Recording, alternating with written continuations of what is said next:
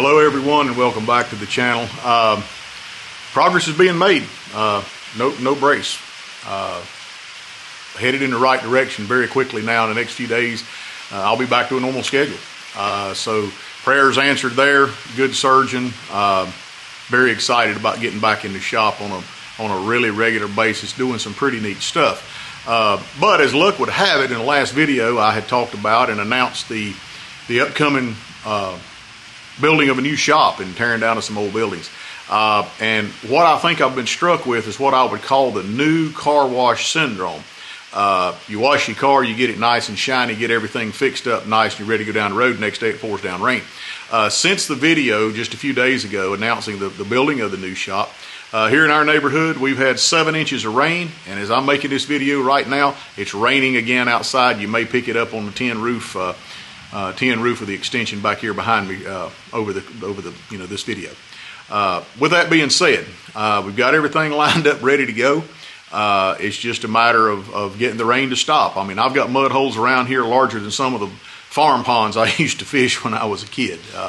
It's wet. It's wet. It's going to be wet for a while. So with any luck this week, towards the end of the week, maybe next weekend, we'll start breaking ground and getting the grade work done. But the following video is something that I put together during the time that I had my hand problem. I had a good friend of mine, Randy. He's in the video actually doing the work, and I'm behind the camera being cameraman, asking stupid questions and making silly comments. Most of those I'm going to edit out. But with that being said, he came in. Randy's always down for anything automotive, whatever we can get it done. We seem to get together, and things happen. Sometimes not good things happen, but things happen. But anyway, I hope you enjoy it. It's basically us taking the brake system down on this Oldsmobile and the start of rotating the motor. Now, in the video towards the end there, we'll talk about it, but I marked the crank pulley and we start to rotate the motor. I probably won't show every step of that because basically I'm doing it, and the motor has to set 4, 5, 6 days in that position, and we rotate it all the way around and we make one full revolution. And then the intention is to go back the other way to make sure that we don't, we're cleaning out the cylinders. If there's any problem in them, it's going to show at that point. So again, thanks for stopping by the channel. Hit like and subscribe. Obviously subscriptions are free. We have a little bit of growth going on. I've released a couple videos, guys, and I'm so thankful and so happy for what we've got. We want to continue to go this year, and the more deeper we get into this 2023, the more active we're going to be on the channel and more neat things that we're going to be doing. Again, thanks so very much. If you see something you like, tell everybody you know. If you see something you don't like, let me know about it. We'll try to get it fixed, okay? Thanks so very much. God bless. As we get started here, it's always going to be a good project when the first tool you reach for is a torch. Oddly enough, as we worked on this and looked at what we were doing as far as what we were taking apart there, as Randy's taking that front disc assembly apart, tremendous amount of rust as you can see in the video, but oddly enough, it was mostly all surface rust, which I found that very, very surprising. There wasn't that many damaged parts. As Randy's taking out the disc and getting ready to take the calipers and all off, you'll see as he rolls the caliper over, fair amount of brake pad still left there. But amazingly enough, things did come apart without a whole lot of force, whole lot of hammering, and in turn, I don't think that trying to get this all 4 corners apart, I don't think we broke a single part. And for something that's been sitting since the mid-90s, that's just absolutely outstanding. So I've got to go back now and we will inspect each part. If you notice, as he's taking the castle nut there off, the grease on the outside is black. Back in the day when this car was on the road, my grandfather and dad, their big grease supplier was a Havoline distributor, typically a yellow grease, and you'll see that on the backside. But just through time and the fact that end of that axle, that spindle there is closest to the atmosphere, the grease turned black, but still relatively great shape. Bearings at the time didn't show any major wear. And this is the area that we got into that really surprised me greatly.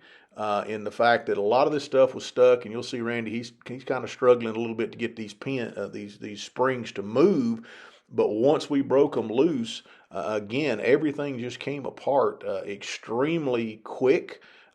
We didn't have springs flying across the shop. We didn't have keepers and retainers breaking and falling apart on us.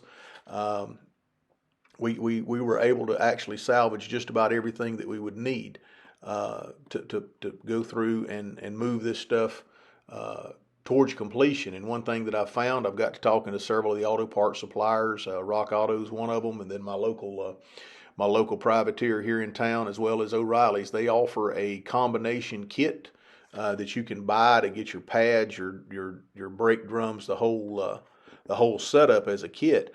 And oddly enough, you do save quite a bit of money doing that. So I would suggest any of you folks out there that are looking at a project like this, ask about it, because I did not realize the retailers would offer something like that, but they do. I don't think they advertise it completely and or quite enough, but anyway, that's what they're doing. If you see Randy's going through and taking off the wheel cylinder, we'll wind up replacing those. I've tried to rebuild those things in the past, and either it speaks to my lack of mechanical ability or the fact that I just don't know what I'm doing, but I never have been able to get a rebuilt wheel cylinder to work. Again, we're back with a torch on the other side on the disc, trying to get those bolts in there to turn loose. It didn't take a whole lot. Randy heated the things up. We soaked them down with PB Blaster, and once they begun to cool down, they done a outstanding job of turning loose. Threads were not galled up or boogered up, and Randy was able to take the thing apart and get it like it needs to be. Again, it just amazed me as to how good a shape everything was in.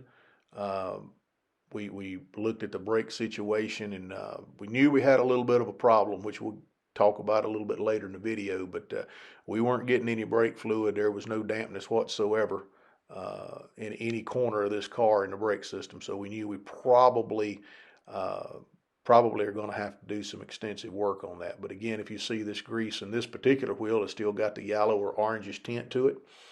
That shows that the atmospheric conditions hadn't affected it nearly as bad. And actually, I think the other side of the car was closest to the door or closest to the weather, and that may have explained why it's black. Now that we've got the spark plugs out of the Oldsmobile, you can see that's what spark plugs that's been left alone since 1995. It's basically what they look like.